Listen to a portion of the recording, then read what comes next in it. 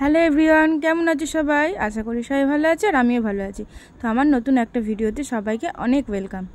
তো জামা কাপড় তো রোদে দেওয়া কমপ্লিট, তো এবার তো ঘর পরিষ্কার করতে হবে নাকি।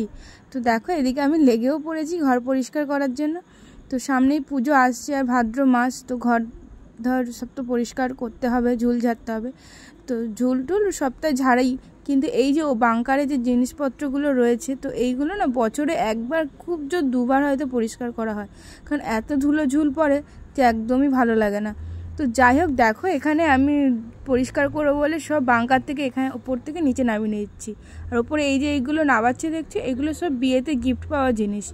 আর আমার বরের অফিস থেকে ভালো কাজ করাতে যে অনেক গিফট আছে এর মধ্যেও। তো দেখো এখানে আমি সব নামিয়ে নিচ্ছি, আর এত ধুলো পড়েছে কি বলবো। তো আমি দেখো সব খাটে নামিয়েছি, আর এই দিকগুলো নামাতে হবে। আমি তারপর দেখো মুখে ওড়না বেঁধে ডবল করে মাওবাদী সেজে নেমে গেছি হলো ঘর ঝাড় দিতে, ঝুল ঝাড়তে।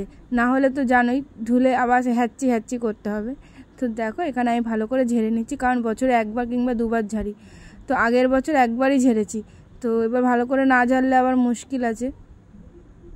তো দেখো এখানে আবার ঝেড়ে সব যে গিফটগুলো ছিল ওগুলো আবার সব মুছেও নিয়েছিলাম এক ফাঁকে। তো মুছে তারপর এখানে আবার ওপরে ভালো করে সাজিয়ে নিচ্ছি।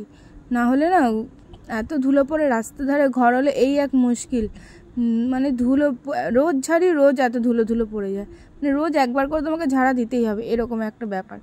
তো দেখো এখানে আমি সব একটা একটা করে গুছিয়ে নিচ্ছি, পরপর করে সাজিয়ে নেব।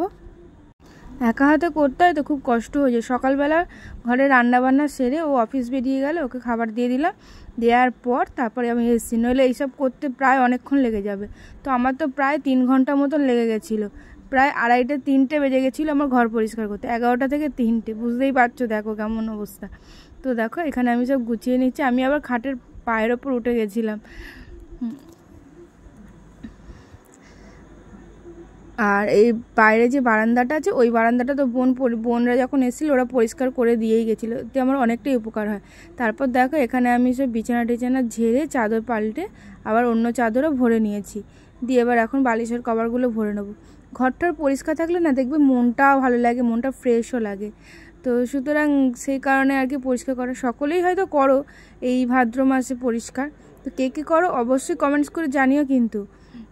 আর এবার আমি গুছিয়ে নেব সব, বিছানাটা গুছিয়ে তারপর স্নান করতে যাবো। তো ভেবেছিলাম শ্যাম্পু করব, কিন্তু এত বেলা হয়ে গেছে যে শ্যাম্পু করিনি, যদি ঠান্ডা লেগে যায়। তারপর একেতে ধুলো ঘেটেছি, সেই কারণে আর সেদিনকে শ্যাম্পু করিনি, শুধু পরিষ্কার করে স্নান করে চলে এসেছিলাম। অনেক বেলা হয়ে গেছিলো, আর কাজ করতে করতে এত খিদে পেয়ে গেছিলো, মাথা টাথা ঘুরছিল। তখন মাকে বললাম যে একটুখানি আমায় খেতে দাও, আমি বাইরে বসেই খাবার খেয়েছি। তো খেয়ে দিয়ে তারপর স্নান টান করে দেখো এসে, আর ওপরটাও দেখো গোছানো হয়ে গেছে।